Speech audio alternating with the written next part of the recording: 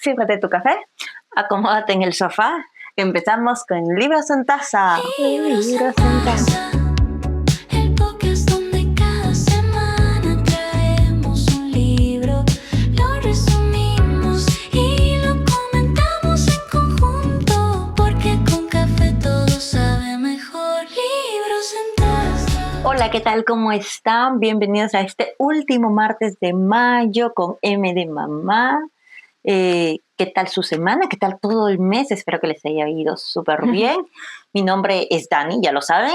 El mío, Clau. Y continuamos con un martes más, como dice Daniela, ya culminando y cerrando con broche de oro esta temática de libros con relación a temas maternos, a vínculos maternos y todo ello. Y todo full drama. Definitivamente full drama. No olviden seguirnos en todas nuestras redes. Estamos en Spotify, YouTube, Instagram como Libros en Taza, y en todas las redes estamos felices de que nos sigan. Sí. Si no nos siguen aún, pues háganlo ya. Y pues denle en la campanita para que les avisen cuando salga el nuevo episodio. Denle 5 estrellas, denle like, denle en corazoncito, comenten con más de 3 palabras para que el algoritmo diga, hey, este capítulo está bueno, hay que recomendarlo a más personas. Y bueno, ¿algo más? Nada, ya lo has dicho todo, así que, bueno, sin más, creo que cuéntanos el libro que traes hoy, porque iba a ser uno especial, ¿no? Así es, el libro de hoy es un libro que traeré en un segundo porque no he traído la portátil, así que con la magia de la televisión, con la magia digital, vamos a hacer que la portátil aparezca ahorita. Uy, Leo. Es leviosa, no leviosa. En fin, como les dije la semana pasada, pues estaba muy ansiosa por traerles este libro. Es un libro que me recomendó una persona a quien le tengo pues mucho cariño. Sí, mucho cariño definitivamente, y es alguien que nos está apoyando desde el inicio del programa, así que le enviamos un beso enorme a mi tía Rocío. Espero que nos estés viendo, y la verdad es que agradezco mucho que me hayas recomendado este libro. Entonces empezamos con unos datos pequeños del autor, ¿vale? Ella es una escritora española de la actualidad. Es coach personal, empresarial y social. Es una de las pocas escritoras, bueno, hasta donde yo conozco, en donar una gran cantidad de ejemplares de su libro a distintas bibliotecas de Madrid, con el fin de que esta historia llegue a más personas que quizás necesiten ayuda o necesiten ser comprendidas. Qué interesante dato lo que nos dices, Daniela, sobre que esta autora, ¿no?, ha donado su libro para que la historia que ha contado en su novela llegue a las demás personas. Supongo que es una historia impactante. Efectivamente. De mucho aprendizaje. Efectivamente. Y ella es Ana Inclán, y el libro se llama Un silencio de plomo. Y creo que traer un resumen en mayo, que es el mes de las madres, lo vuelve todavía más doloroso, porque esta es una historia sobre una madre descubriendo que para salvar a su hija, primero tiene que salvar a la niña que ella misma fue. Interesante. Así que, ¿están listos? ¿Empezamos? Sí. Bueno, antes de iniciar el resumen, espero estar sinceramente a la altura de este libro, porque es una historia muy fuerte, es un tema que muchas veces no se quiere tocar en la sociedad y sin embargo está muy impregnado en esto. Así que ahí vamos. Con una prosa cristalina y delicada, la autora logra equilibrar la crudeza del trauma con una poderosa visión de resiliencia, transformando el dolor en un camino hacia la esperanza y la sanación personal. El libro narra cómo Ana y Justi, dos mujeres que por el azar del destino se encuentran en un tren a Barcelona, sin saber que horas más tarde entrelazarían sus vidas al compartir secretos dolorosos y reflexiones sobre la maternidad. Ana resulta ser la coach asignada por la empresa para donde trabaja Justi. No sé si sabías, hay empresas, en las grandes empresas más que todo, en donde para que haya un mejor ambiente laboral o para que te puedas desenvolver bien, asignan a profesionales. Claro, a mentores. A mentores que hacen el acompañamiento a sobre todo a los nuevos ingresantes. Sí, puede ser a los nuevos o a trabajadores antiguos que a veces necesitan aprender algo nuevo o que quizás se han sentido en un ambiente hostil o están pasando por una mala racha, ¿no? Entonces, pues la coach asignada para Justi había sido Ana, justamente la persona con la que se había encontrado un día anterior en el tren de Barcelona, que era la pasajera del costado. Qué coincidencias de la vida. Así es. Estaban destinadas a que su vida se cruzara. Definitivamente. Entonces, se llegan a ver en el salón, se reconocen y entre café y conversaciones incómodas, Justi dice una frase que le rompe la vida. Mi hija me confesó que su abuelo abusó de ella. Y después de eso todo cambia, porque hay verdades que no llegan solas, llegan arrastrando años enteros de silencio. Ana se pregunta, ¿qué puede pasar en la cabeza de un abuelo, padre, hermano o cualquier otro adulto que abusa de una menor? El cuerpo de Justi empieza a reaccionar antes que su memoria. Dolores, ansiedad, fragmentos. Y poco a poco entiende algo aterrador. Su mente había enterrado su propia infancia para permitirle sobrevivir. Justi le pide a Ana que sea su terapeuta. Quiere contratarla. A Ana se le viene un recuerdo a la mente. Un dato que una psiquiatra le había comentado en algún momento. Dice que un 80% de las mujeres que sufren dolor crónico habían sido abusadas. Y entonces, este recuerdo también lo entrelaza con la duda que había tenido al enterarse de la mínima cantidad de hombres que hay en la unidad de dolor. Ana siente que todo este tema la supera y entonces rechaza la propuesta. Sin embargo, le da su correo para que se mantengan en contacto. Lamentablemente, durante 2 años, también por cosas del destino, Ana se queda sin tener noticias de Justi. Es más, se entera porque llega a consultar que Justi ha renunciado a la empresa donde trabajaba. Y bueno, hasta que vuelven a encontrarse nuevamente por azares de la vida en un evento en donde ni una ni la otra tenía relación. Ana va porque la invita, justo la ponente es amiga de ella, la invita para que participe, y unos asientos más allá reconoce a Justi. Justi estaba molesta porque ella sí le había escrito por correo, sí le había enviado varios mensajes, pero Ana no había recibido ningún mensaje de estos. Conversan, aclaran las cosas y Justi decide reenviarle todos estos mensajes a Ana. Es así como nosotros, como lectores, nos enteramos de lo que había sucedido durante todos estos años. Bueno, estos 2 años. Justi había cumplido con tener una vida relativamente normal. Casarse, trabajar, ser madre, sonreír. Mientras dentro de ella seguía viviendo una niña aterrada. Y quizás una de las cosas más fuertes del libro es entender que el trauma no desaparece, no se va. No porque pasen los años, no porque uno haga su vida, no porque aprenda a sonreír en las reuniones. El trauma simplemente aprende a esconderse. Se guarda en el cuerpo, en los silencios, en los recuerdos incompletos, en esa incomodidad que uno nunca sabe explicar. Y eso le había pasado a Justi. Durante años creyó que simplemente tenía una relación fría con su padre, que era distante, que algo en ella estaba mal, porque nunca lograba quererlo como una buena hija debe querer a su papá, hasta que entiende algo devastador. Su cuerpo recordaba, incluso cuando su mente había olvidado, porque la memoria a veces borra para sobrevivir. Pero el cuerpo nunca deja de hablar. Pero el verdadero horror del libro no es solamente el abuso, es descubrir quién era el monstruo, o mejor dicho, quién aparentaba ser. Porque su padre no era el hombre oscuro que uno imagina en las películas. No gritaba por la calle, no parecía peligroso, no tenía una cara aterradora. Era un hombre normal, amable, educado, correcto. El típico hombre que los demás describen como un excelente padre de familia.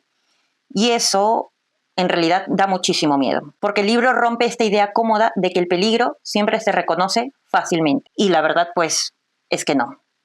A veces, el monstruo te prepara el desayuno, te pregunta cómo te fue en el colegio, se sienta contigo en Navidad, y luego destruye vidas en silencio. Y quizás por eso tantas víctimas tardan años en hablar, porque denunciar a un desconocido es duro, pero denunciar a alguien a quien amas o creías amar rompe algo mucho más profundo. Entonces, Justi descubre algo todavía peor. No solo su hija Lara había sido víctima, también las hijas de 2 primas suyas, primas hermanas entre sí. Y posiblemente hubo muchas más. Más niñas, más silencios, más familias fingiendo que nada ocurría. Entonces todo empieza a encajar. Las distancias familiares, las ausencias, las tensiones raras que nadie explicaba, porque su prima Janice, madre de una de las víctimas del monstruo, se alejó intempestivamente. Ella narra en estos mensajes de que Janice era demasiado, excesivamente cercana a la madre de Justi. Y de un momento a otro, nunca más apareció por su casa, no le contestaba las llamadas, desapareció por completo. Wow. Y eso le dolía profundamente a la madre de Justi. Claro, no entendía. No entendía nada. Y ella conversando, o mejor dicho, uniendo cabos, porque como dice, ella en su memoria no lo recordaba, pero ya sabiendo lo que había pasado, que su padre había abusado de su nieta, la hija de Justi, cuando ella era niña, durante todo este tiempo que ellos voluntariamente se ofrecían para cuidarlo, dice, entonces, si esto pasó, probablemente, o sea, como que empieza a unir cabos, ¿qué pasó también con estas otras niñas que son de la familia, que también pasaban los veranos con mis padres, decían, ¿no? Habló con una prima, que era la hermana de Yanis, y ella le cuenta que su hija le había dicho a Yanis que ya no quería ir a la casa de los tíos. Y le pregunta por qué, le cuenta, y ella le dice que es una mentirosa, que está inventando cosas, y llama a su hermana. Entre ellas dos, conversando, ninguna de las dos le creen porque dicen que Yanis tiene que la hija Yanis tiene mucha imaginación y que dudan que eso haya pasado. Cortan la llamada y la hija de esta prima, que es hermana de Yanis, le dice que le tienen que creer porque a ella le han hecho lo mismo. Y es así como todo esto, o sea, cada vez descubren, como te menciono, que había más víctimas. Entonces Justi entiende algo devastador. El silencio nunca protegió a la familia, porque ella le preguntó por qué no denunciaron, porque no querían hacer daño a la tía, no querían hacerle daño a Justi, no querían hacerle daño a las niñas. Y la verdad es que al único que no le hacían daño era al agresor. Era el único que había salido salvado y protegido. Claro, se lo cubrían. Y ahí el título del libro golpea de verdad. Un silencio de plomo. Porque el silencio pesa. Pesa como una culpa que no te pertenece, como una herencia oscura que pasa de generación en generación. Esas frases de no hables, de ya pasó o no destruyas la familia. Como si decir la verdad fuera peor que el daño mismo. Como si callar pudiera deshacer el horror. Pero este libro también habla de otra cosa. Y quizás por eso duele tanto leerlo en mayo, el mes de las madres. Porque al final esta historia también trata sobre maternidad, sobre una mujer que entiende que denunciar ya no se trata de venganza, se trata de protección, de mirar a su hija y decidir que el dolor no va a seguir heredándose, porque ella, como menciona, ella empieza a recordar de que sí había sido abusada. Es más, su psiquiatra le había dicho de que todas estas señales es porque muy probablemente ella había sido abusada. Ha sufrido un abuso, un trauma fuerte. Abusada físicamente, sexualmente, por alguien muy cercano. Y cuando se entera de su hija, empieza a reconocer eso. Como dice, la memoria, o sea, el cerebro incluso puede borrar eso por el hecho de protegerte a ti mismo, como un campo de autodefensa, ¿no? Sí. Pero el cuerpo no borra, el cuerpo tiene memoria. Y ella, como decidió callar, y luego de tanto callar el cerebro decidió olvidar, no pudo proteger de la forma correcta a su hija, ¿no? Y a las demás niñas que venían ahí. Y entonces, aunque su hija ya adulta, porque ella esto se lo confiesa cuando la hija ya es adulta, y le dice, yo no voy a cuidar más al abuelo porque él abusó de mí. Ella le dice para denunciar y la hija no quiere. Lara se llama la hija. No quiere porque ya pasó, ya no quiere recordar en eso. Pero como menciono, esto no es un tema de hay que denunciar para hacerle daño a la otra persona, sino que es un tema de necesitamos que este monstruo pare, porque así como mi hija, mis sobrinos han tenido contacto con él ahora tiene contacto con más niños porque él estaba en una casa... ¿cómo se llama? ¿Asilo? ¿Casa de...? ¿Residencia? Una residencia, ajá. Y los fines de semana eran momentos familiares y había muchos niños corriendo alrededor libremente. Entonces, hay un riesgo ahí, ¿no? Y bueno, hay una frase invisible que atraviesa todo el libro. La historia termina conmigo. Y creo que ahí está lo más poderoso de todo esto. No en el trauma, no en el monstruo, no en el horror, sino en la decisión de romper la cadena. Porque ser madre no siempre significa únicamente dar vida. A veces significa hacer algo todavía más difícil.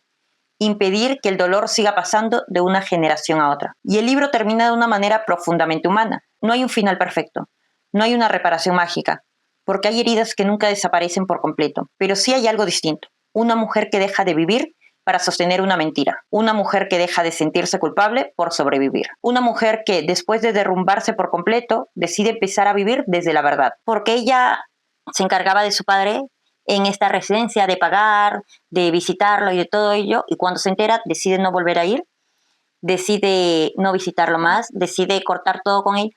Sin embargo, seguía ella haciéndose cargo de todo lo que era la documentación, todas las gestiones administrativas. Una parte que me daba mucha rabia a mí porque yo decía, déjalo, si nadie le paga lo votarán, yo qué sé, déjalo, o sea, si la hija te quiere denunciar, déjenlo. Pero bueno, ella se encargaba de eso y sentía, aunque sabía que era un monstruo su padre, seguía sintiéndose culpable, aunque ella no quería, seguía sintiéndose culpable porque no podía contar esta verdad a los demás y porque estas otras personas que no sabían la miraban como que cómo puede abandonar a su padre siendo anciano, como el director de la residencia le decía a ver si podemos volver a contar contigo, que se siente muy triste, se siente muy abandonado. y ella no tenía como que el valor de decirle esto al hombre. Incluso después de que su padre mismo le haya confesado todo, tratando de culpar a las niñas de que lo hayan provocado a él. Entonces, ella simplemente decide, como mencioné, decide sobrevivir desde la verdad que ella conoce. Y bueno, quizás esa es una de las frases más fuertes que deja este libro. A veces sanar no empieza perdonando al que te hizo daño. Empieza dejando de llamar amor a aquello que te ha destruido. Y hasta ahí el resumen de este libro. Wow, me has dejado sin palabras. No esperaba que se tratara de ese tema. Tengo un nudo en la garganta porque me da mucho... Grima. No sé, me dio mucho todo. Creo que todos los sentimientos. Que a veces como hemos dicho anteriormente, a veces los temas familiares siempre son un tema, es algo que incomoda, que te trae emociones, que no sabes cómo reaccionar frente a ciertas situaciones familiares, ¿no? Y pues esta es una más de ellas, porque como yo siempre digo, podemos juzgar a las personas desde afuera porque no somos la que estamos viviendo eso. No estamos en el meollo del asunto. Claro, pero no sabemos lo que realmente está sufriendo esta persona, ¿no? Porque aquí claramente la protagonista se ha visto entre la pared, entre la espada y la pared. Y pues, como digo, podemos juzgar nosotros fácilmente, pero estando en su piel de ella, wow, qué difícil es. Qué difícil saber qué hacer, de si hago lo correcto moralmente o no, o qué hago ahí en ese momento. Ella va a, bueno, se me olvidó ahorita el nombre, pero hay como una oficina en España de ayuda a la mujer y se acerca para, después de pensarlo mucho, ella indica ahí que de un momento a otro estaba de camino a un lugar y decide, tipo como que su cuerpo dice, es el momento, y decide dirigirse a estas oficinas. El agente que la atiende, súper amable, ella lo describe así, que incluso le pregunta, ¿quieres pasar para conversar en la oficina? ¿Quieres hablar acá afuera? Una vez que pasan le dice, ¿quieres que dejemos la puerta abierta o cerrada? ¿Te sientes bien hablando de esto, del otro? Y que él le brindan todo el apoyo que ella necesita, psicológico, apoyo moral, un apoyo que... pues que es difícil a veces hallar porque, como tú dices, uno puede opinar desde afuera, pero desde adentro uno nunca sabe cómo lo lleva, cómo lo puedes llevar, no cómo son las cosas, no porque dudes de la víctima, sino que no sabrías cómo reaccionar en ese momento. Claro, ahí estoy, totalmente cierto. Y bueno, acá como lo había mencionado, como lo compartimos en un momento, el libro muestra en estos mensajes que Justi le envía a Ana, muestra cómo el silencio puede durar generación y generación y generación. ¿No? ¿Tú crees que muchas veces las familias priorizan mantener la imagen antes de proteger realmente a las víctimas en la actualidad, en la sociedad en la que vivimos? Bueno, no en la actualidad, en general en la sociedad que vivimos. Conozco historias que han sucedido tal cual como cuentas esta historia y pues yo creo que hay, muy aparte del contexto cultural del país que sea, creo que sí hay esos tipos de escenas familiares, de situaciones familiares que pasan, ¿no? No digo que sea en todos lados, ¿no? Pero yo creo que sí habrá algunos. Claro, porque una cosa es que la víctima se calle y no hable, y otra cosa es que la víctima lo diga en voz alta, ¿no? Se lo cuente al papá, a la mamá, a la tía, al abuelo, a alguien, y que ellos le digan, no hables, cállate. Ya, pero sí sucede. Supongo que sí hay. En este caso, en este libro, Justi decide romper la cadena, bueno, rompe la cadena, mejor dicho, cuando decide creerle a su hija, porque ella narra de que su prima, Janice, escucha a su hija y le dice que está inventando. Ya. Llama a la hermana indignada por su hija todavía para contarle, y la hermana le dice, tienes razón, debe estar inventándolo. Pero esta hermana, mira, a mí me parece curioso. ¿Cuántas hermanas eran? Eran 2 hermanas, primas de Justi. Eran 2 hermanas. Vale, eran sus primas. Son sus primas de Justi. Y de ahí tenía sus primas, eran 2 hermanas y un hermano.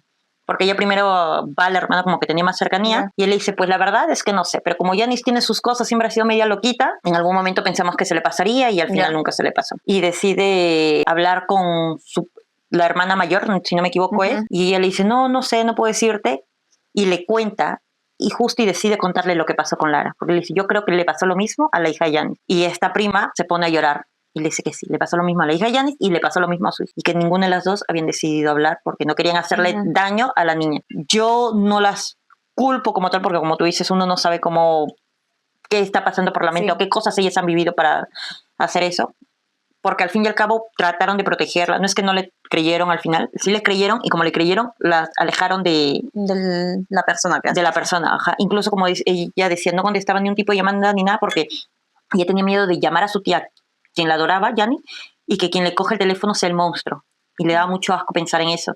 Entonces decidió alejarse nada más de ellos, de la familia, como protección a la niña. Y sin embargo, como mencionan ahí, el único que protegían era el monstruo. Claro, qué bueno entonces que rompió esa cadena, ¿no?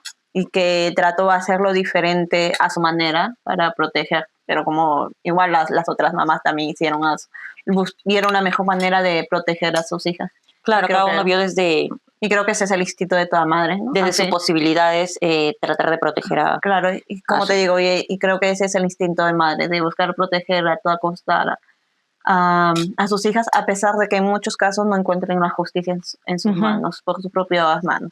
Y esto es muy parecido al anterior libro, Metamorfosis, que trajiste. Sí. Estás trayendo novelas muy turbias, muy fuertes.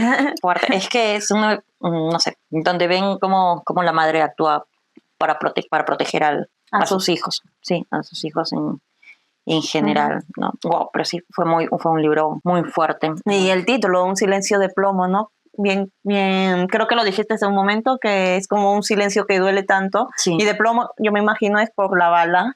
Claro, ¿no? una bala. Por la bala, y que ese silencio llega a explotar en un momento dado. Y que es necesario que explote para que pueda romper el ciclo que se vino dando en las generaciones. En las generaciones. A mí me pareció fuerte la parte, o sea, no fuerte, me pareció curioso. Hay varios datos reales que ella menciona sobre estudios, y uno de ellos es que me pareció wow, en donde dicen que efectivamente el 80%, o sea, saben lo que es un dolor crónico, ¿no? Un dolor que no se te pasa así nada más, que por más que tomes pastillas es intenso, muy fuerte, y que un 80% de las mujeres que sufren de dolor crónico han sido víctimas de abuso sexual. O sea, y no es solamente que les duele en las partes íntimas, sino que partes del cuerpo, sí, o sea, partes del cuerpo les duele. Yo sabía, por ejemplo, sabía de que el cerebro, para protegerte, había momentos en que se apagaba, como lo conté, me pasó a mí en un momento, perdí la memoria y luego volvió, por partes, pero volvió.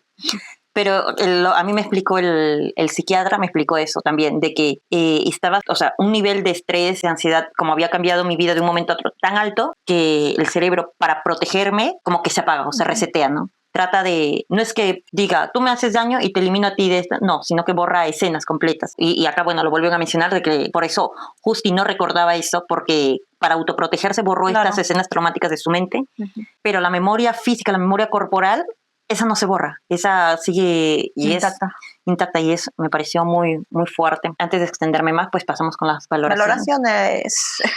Valoraciones. Bueno, señores y señores, al inicio, vamos a poner esto más acá porque luego no sale bien la palabra. Sí se lee, ¿no? Bueno. Al inicio yo le doy 4 estrellas, ¿vale? Es un inicio bueno. Ella empieza donde están, como te menciono, están en el tren a Barcelona, ¿vale? Ana se sienta y al costado hay una mujer que está... O sea, se le nota que está mal. No sé si te ha pasado que vas en un bus o un lugar y notas cuando la persona realmente está mal, ¿no? Entonces se le notaba que esta mujer estaba mal, se había ido al baño, regresaba, se encontraba muy mal, y en uno de esos se le cayó el móvil. Ana lo coge y lee algo así como que, estoy parafraseando, ¿vale? Como que, perdón por no haberme dado cuenta del lobo que estaba vestido de oveja, o algo así, no recuerdo exactamente las palabras, y que estaba muy triste y o sea, se le notaba muy mal. Ana creo que le da un pañuelo o algo así, y que después Justi, que era esta mujer, le agradece y se separan, ya cuando llegan a Barcelona, se separan en la estación y cada uno se va por su costado, por su lado, perdón. Me gusta como inicia porque es como que, ok, esta persona, ya desde el inicio me dice que justo iba a ser alguien importante porque la deja a Ana como con una sensación extraña, ¿no? Entonces yo por eso le doy 4 de 5, porque me introduce un poco, no me cuenta todo de golpe, pero ya me va diciendo de que la historia va a girar en torno a ella. Claro, va a girar en torno a ella y que va a ser fuerte, va a ser de alguien, al menos con la frase de un lobo vestido de cordero, si no me equivoco, de oveja, ya me dice de que es alguien que, una decepción de alguien que no creías, vale, ¿no? Vale. Entonces por eso le doy ese puntaje. Bien. Al desarrollo de personaje, de Justi en este caso, yo le doy un 5 de 5. No es ficción, pero me agrada cómo se ha ido desenvolviendo, cómo siendo una persona que estaba sin poder hacer nada, y me imagino lo doloroso que habrá sido escuchar eso de tu propia hija, sin saber qué hacer, cómo reaccionar, porque pues si de por sí no te dan un manual por cómo ser padres, mucho menos te van a dar un manual cómo de reaccionar en una no situación, esperas. claro, o sea, una situación tan fuerte que involucran personas muy, muy cercanas a ti. Sí. Entonces ella como poco a poco toma fuerza, toma valentía, no por ella, sino por su hija. Es su hija la que, o el amor que le tiene a su hija, que le impulsa y le da esta fuerza que no sabe de dónde sale para poder hacer frente a esta atrocidad, ¿no? Y cómo hay momentos en los que sí logra derrumbarse, y obviamente, pero aún así no se queda estática, sigue moviéndose en busca de esta protección que no le dio en su momento a su hija, no por mala madre, sino porque pues, ¿quién va a sospechar de tus padres, no? Pero que se le está dando en ese momento. Así que, bueno, ese es el puntaje que le doy. ¿Y a la narrativa en general? La narrativa en general, me gusta estas cartas, bueno, yo digo cartas, eran correos electrónicos. Ella al principio lo hace esperando una respuesta de Ana. Como mencionó, Ana no recibió ningún correo, no se sabe qué pasó exactamente. Habrá escrito mal el correo. Probablemente, y a veces pasa un punto, una línea, algo, y ya no llega, ¿no? Ya. Entonces, al principio ella se frustra un poco porque le está contando y no recibe ninguna respuesta, pero después lo usa como un método de desahogo. Ella sí asiste a terapia, va a terapeutas, la tratan psiquiatras, ¿no? Y ellas le dicen de que es una forma en donde ella puede desahogarse y puede canalizar lo que siente. Y es así, porque para que tú puedas actuar correctamente tienes que canalizar todas tus emociones y todos los pensamientos para que empiecen a tener un orden, ¿no? Y todas estas cartas hacia una Ana, que ella ya le decía era una Ana invisible porque nunca le respondió, todo esto, cómo le ayuda a ella y lo escribe de una forma, pues, muy, como un diario, ¿no? Escribe las cosas que hace físicamente y las cosas que siente internamente.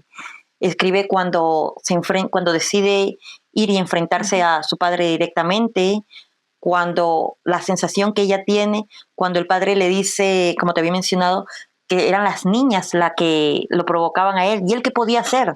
Y él decía, son niñas de 9 años, tú eras el adulto, tenías que poner un límite, ¿no? O sea, si es que, entre comillas, eran ellas las que te provocaban, tú eras el adulto. Y él decía, no podía hacer nada porque si ellas me deseaban, es que eran textos asquerosos, de verdad. Yo creo que yo le doy un 5 de 5 a la narrativa porque me ha hecho sentir todo el nudo acá, las náuseas de lo que el padre decía, y ella dijo, no, ella decidió ya no llamarlo nunca más padre, sino el monstruo, y yo creo que ese es el término correcto para este tipo de seres. La forma en que ha sido escrita, explicada, transmitiendo, no sé si todo el sentimiento de Justi, pero al menos gran parte de ello, es muy fuerte.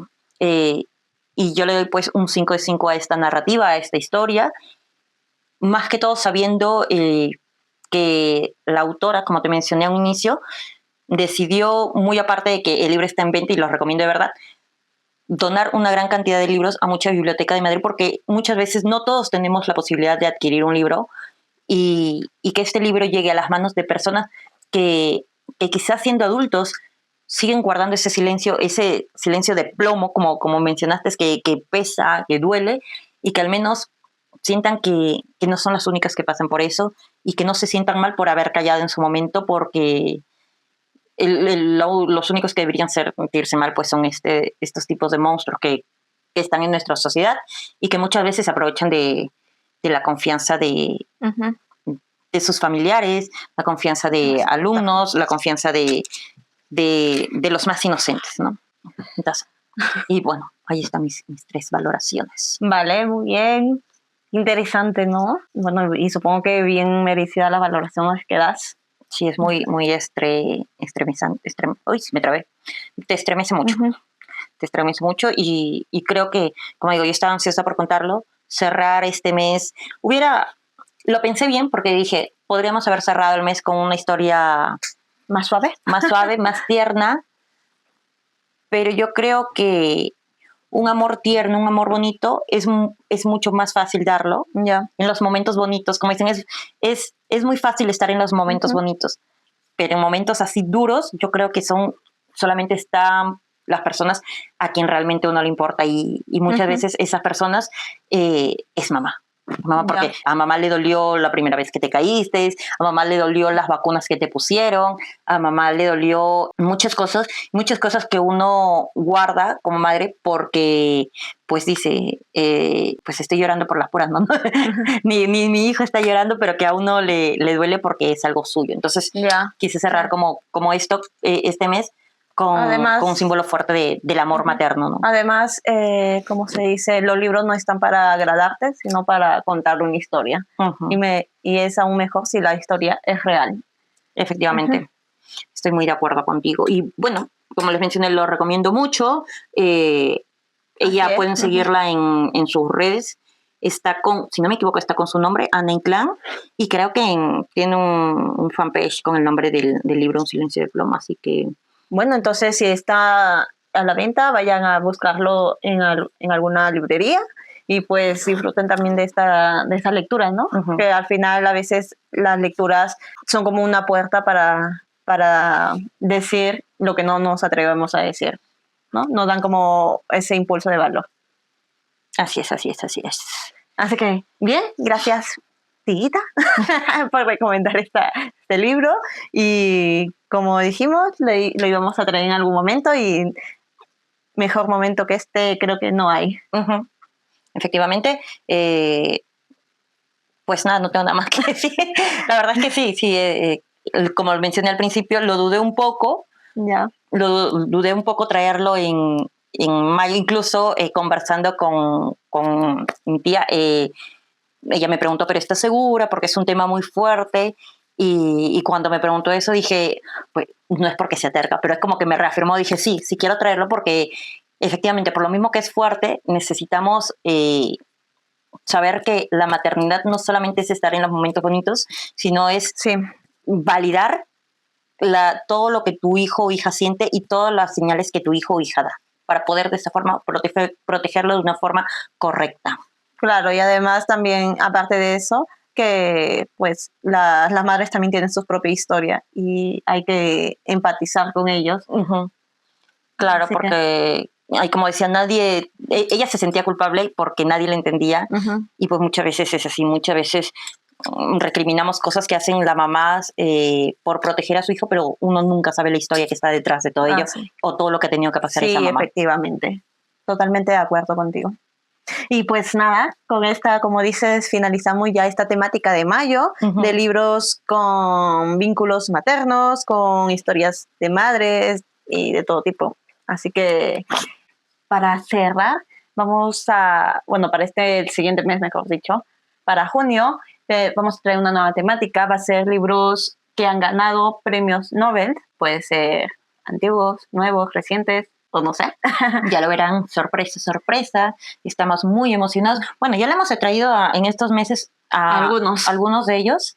Entonces, junio va a ser solamente premios Nobel. Así es. 4 premios Nobel en 4 libros y nada. Emocionados por ellos. Ya en julio volverán los sorteos. Y atentos, de verdad. Si tienen libros para recomendar, háganlo porque en la segunda mitad del año va a haber un mes en donde traeremos libros recomendados. Así es. Y pues nada, espero que les haya gustado este episodio. No olviden seguirnos en todas nuestras redes. Estamos en Spotify, YouTube. Otra vez iba a decir WhatsApp. YouTube e Instagram como Libros en Casa, denle seguir, denle mucho Reposten, amor. guarden para que no se olviden y nada. Eso, muchas gracias por escucharnos una vez más. Así que Les envío besitos. besitos a su marca página. Adiós. Libros en